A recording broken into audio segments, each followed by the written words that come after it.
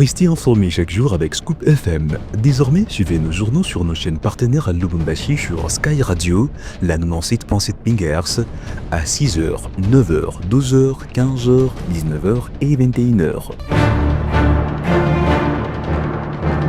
Suivez-nous également sur la radio communautaire Moïseni chaque jour à 9h05, 10h03 et 21h juste. Le journal du Scoop FM passe aussi sur Kipushi 24 Radio à 8h30, 12h30, 16h juste, 18h30 et 21h30.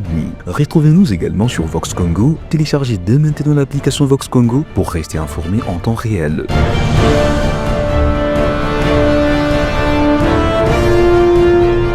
Scoop FM, suivez-nous sur notre page Facebook et sur notre chaîne YouTube pour tout savoir sur l'actualité locale, provinciale, nationale et internationale.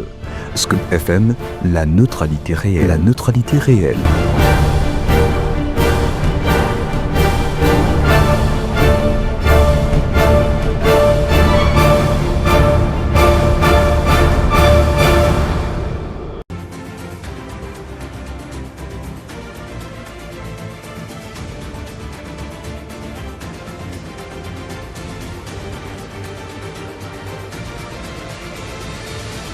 Merci de nous rester fidèles. C'est parti pour cette nouvelle session d'actualité sur votre radio, dont voici les titres de l'actualité.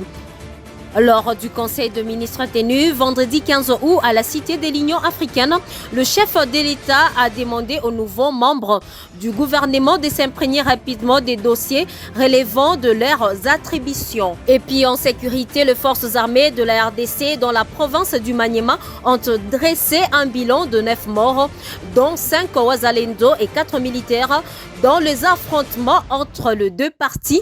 Gloire Diboué nous fera le point au cours de cette édition du journal. Mesdames, Messieurs, encore une fois de plus, bienvenue à tous. L'ambassadeur itinérant Antoine Ngonda, porteur d'un message du président Tshisekedi à son homologue Brice Oligui Nguema, a été dépêché au Gabon dans le cadre de consolider les relations bilatérales entre les deux pays.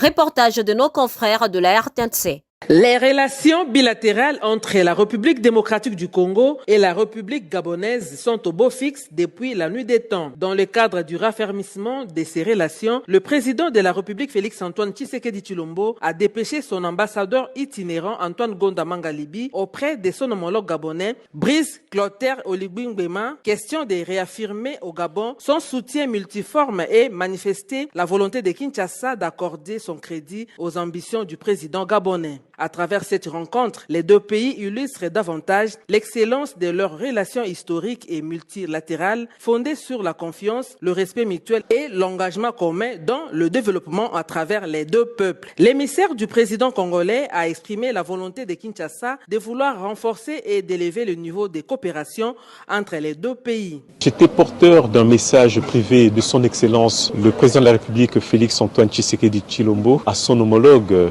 gabonais pour consolider les relations qui unissent les deux pays. Et c'est ce message-là que je suis venu porter avec beaucoup d'attention parce que la RDC et le Gabon, nous avons une histoire commune.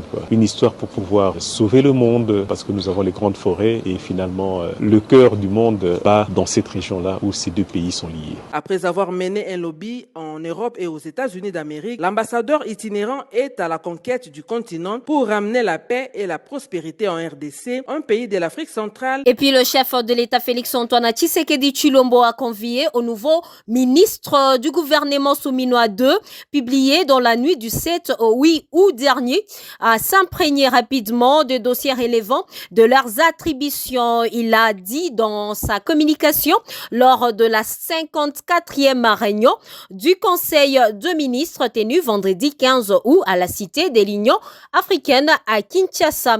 Patrick Mouyaya, porte-parole du gouvernement, nous fait le compte rendu.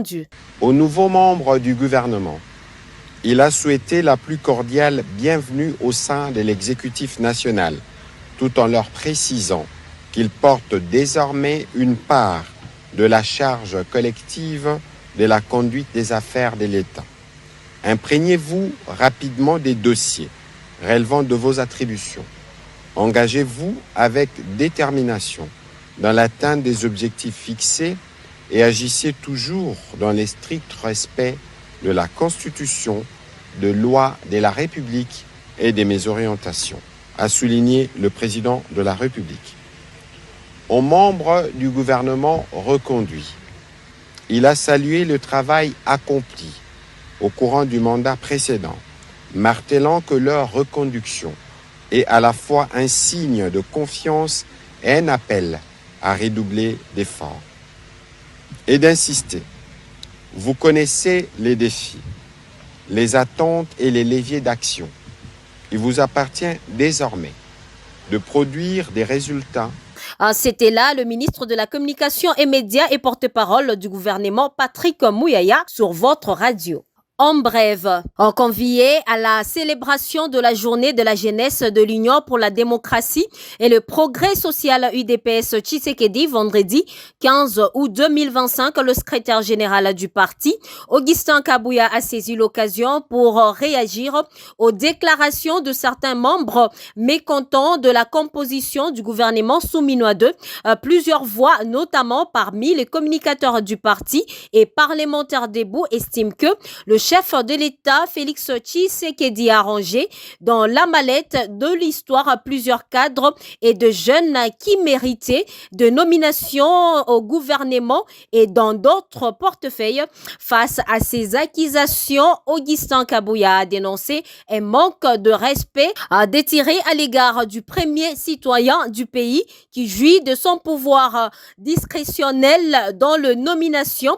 Il a soutenu que le chef de l'État, Félix Tshisekedi, a toujours placé en avant-plan l'UDPS en avançant pour preuve le fait que le parti compte 7 membres au sein de cette nouvelle équipe gouvernementale. Toujours en nouvelle, la Commission électorale nationale indépendante CENI a annoncé vendredi 15 août 2025 la suspension du processus de réception et traitement des candidatures au poste de bourgmestre et l'air adjoint, maire et l'air adjoint et conseillers urbains. Cette opération devait pourtant débuter le même jour, conformément au calendrier électoral publié.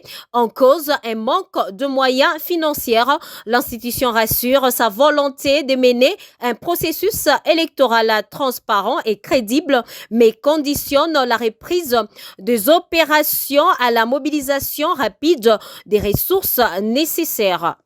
Situation sécuritaire, nous en parlons dans ces journaux.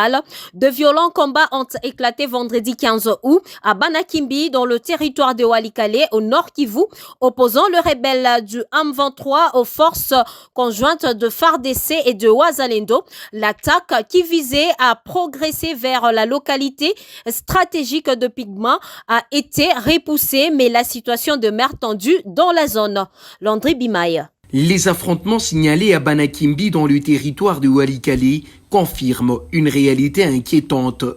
Le conflit du M23 ne se limite plus uniquement aux zones traditionnelles de combat, mais tend à s'étendre vers des localités jusque-là relativement épargnées.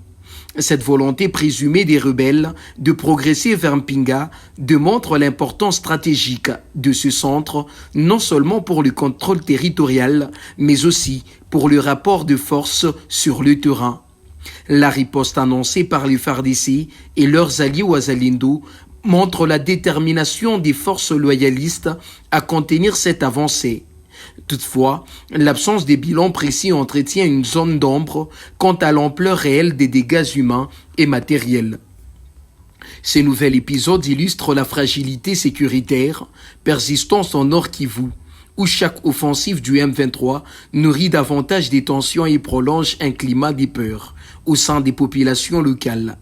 La situation, hautement évolutive, appelle à une vigilance accrue, tant des autorités que des observateurs, pour éviter que Walikale ne devienne un nouvel épicentre de la guerre à l'Est. Toujours en sécurité, les forces armées de la RDC ont rendu public un bilan de violents affrontements survenus dans le quartier de Kotokolote, dans la commune de Mikelenge à Kindu. 5 Wazalendo et 4 militaires de FARDC ont perdu la vie dans ces affrontements. De précision avec Gloire Diboué. Dans la province du Maniema, les forces armées de la République démocratique du Congo ont rendu public un bilan de violents affrontements survenus dans les quartiers Tokoloko, commune des Mikelengi à Kindu. 9 personnes ont perdu la vie, dont 5 Ouazalendo et 4 militaires. C'est dans le lieutenant Jérémy Ngbe, porte-parole de l'opération Sukola 2, Nord-Sud Kivu. Les forces de sécurité ont essuyé une attaque menée par un groupe dirigé par Amani Ouseni Josué alias Saddam. Toujours d'après lui, ces derniers et ces hommes voulaient saboter et mettre en cause les institutions légales établies ainsi que les autorités de la place, sous prétexte que le fils de ces derniers a été arrêté par les patrouilleurs. L'armée a fait savoir que les échanges de tirs ont causé la mort de 5 miliciens en plus de la perte des 4 éléments appartenant aux forces armées de la République démocratique du Congo et à la police. La gouverneure de province Fifi Masuka Saini a procédé vendredi 15 août 2025 à l'inauguration de la plus grande maison de barreaux de l'espace Grand Katanga, un ouvrage d'envergure fruit de son appui déterminant qui positionne une fois de plus le Lualaba au cœur du développement des infrastructures juridiques en République démocratique du Congo. En sport, Afrobasket 2025, après une défaite en première journée de la phase de poule, le mercredi 13 août contre le Cap-Vert, la RDC se relance c'est vendredi 15 août 2025 en dominant le Rwanda sur le score de 65 à 58. Le prochain match se jouera le dimanche 17 août 2025 contre la Côte d'Ivoire.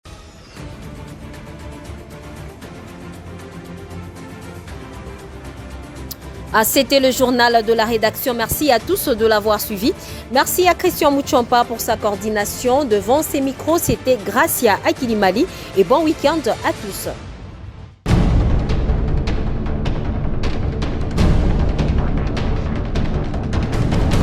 Restez informés chaque jour avec Scoop FM. Désormais, suivez nos journaux sur nos chaînes partenaires à Lubumbashi sur Sky Radio, la 97.7 MHz, à 6h, 9h, 12h, 15h, 19h et 21h.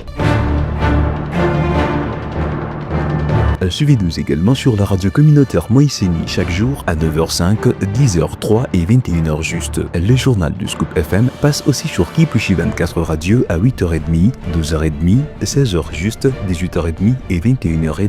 Retrouvez-nous également sur Vox Congo. Téléchargez dès maintenant l'application Vox Congo pour rester informé en temps réel.